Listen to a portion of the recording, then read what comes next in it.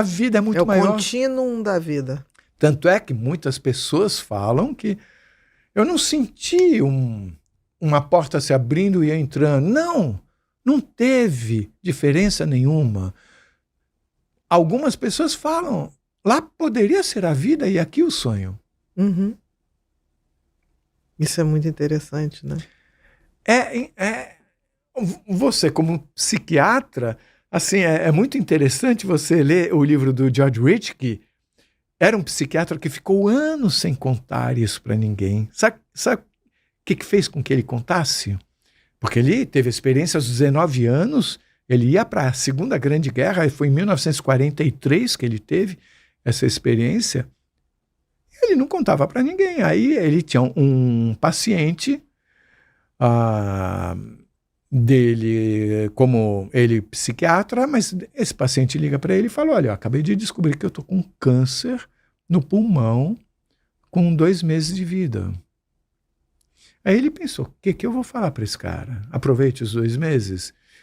Foi quando ele resolveu pela primeira vez falar sobre a experiência de quase morte. Talvez para trazer conforto de alguma maneira. Total! Não é? É aquela coisa de um médico, diante de um sofrimento, ele tem uma compulsão de confortar. E talvez a história dele fosse o que de melhor poderia confortar aquele homem. Exatamente isso. Né? E olha que interessante, esse termo, experiência de quase morte, foi criado por um médico chamado Raymond Moody, num livro chamado Vida Além da Vida, que foi publicado em 1976.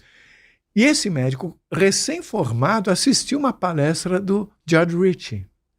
Tanto é que o prólogo do livro, Retorno do Amanhã, é escrito pelo Raymond Moody. Né? Então é uma história linda, mas veja a dificuldade que as pessoas têm de falar sobre o assunto, a ponto do próprio George Rich só falou por causa desse paciente. E graças à internet, hoje a gente consegue ter toda essa informação à disposição das pessoas. Porque eu falei, por 3 anos, 2 pilotos foram apresentados a 6 emissoras. Nenhuma se interessou. As pessoas que têm experiência de quase morte, elas falam para a família, não, para o médico, quase ninguém aceita ouvir. Não, isso é alucinação, efeito do remédio, apóxia, é isso, aquilo. Não fala para ninguém. Teve um caso, isso eu li num livro, de uma mulher que comentou para a enfermeira, era um hospital de alguma religião, não sei, veio uma pessoa da religião e falou, isso é coisa do diabo. Uhum. Então, as pessoas, com o tempo, se calam. Porque, veja só, eu tive essa experiência. Eu tenho dúvida zero de que isso é verdade. Mas as pessoas não acreditam. E eu vou continuar convivendo com elas. Então, elas escolhem... Prefiro recolher essa história. Exatamente, elas param de falar. Eu acho que tem muito mais gente. E acho, por exemplo, que a gente associa muito a experiência quase morte como sempre um acidente, uma parada respiratória, uma isquemia cerebral, alguma coisa muito vida e morte.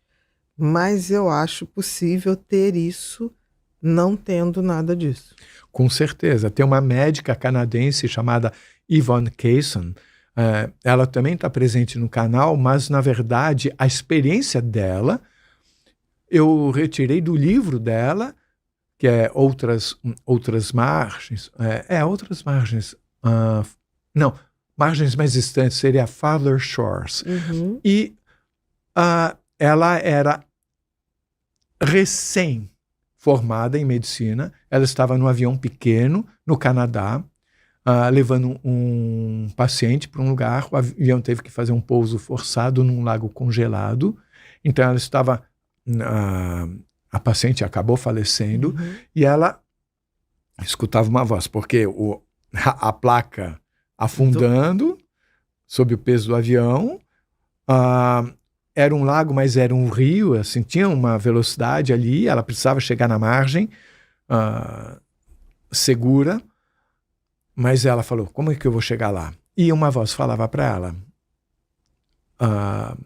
nade.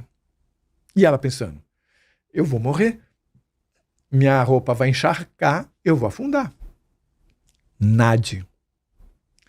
E começou a insistir, até o ponto que ela falou, bem, eu vou morrer aqui de qualquer jeito. Então, pulou na água. Depois de um certo tempo, ela afundou. Na hora que ela afundou, ela passou a se ver de cima. Mas se vê como? Ela afundou, então vê a água. Mas em seguida, ela volta e continua a nadar.